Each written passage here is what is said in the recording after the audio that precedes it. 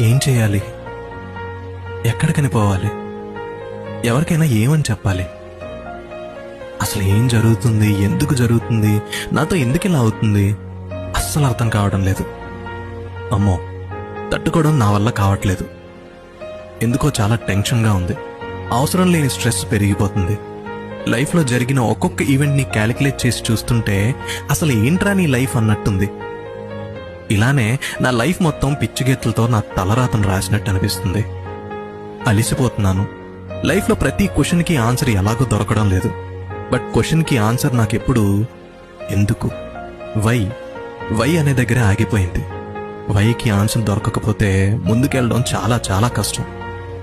అడుగు వేద్దామంటే దారి కనపడటం లేదు. దేనికి ఎస్ చెప్పాలో దేనికి నో చెప్పాలో తెలియని పొజిషన్లో వచ్చి ఒక మేజులో ఇరుక్కుపోయాను. నిప్పు లేకుండానే గుండెంతా కాలి బూడిదైపోయింది.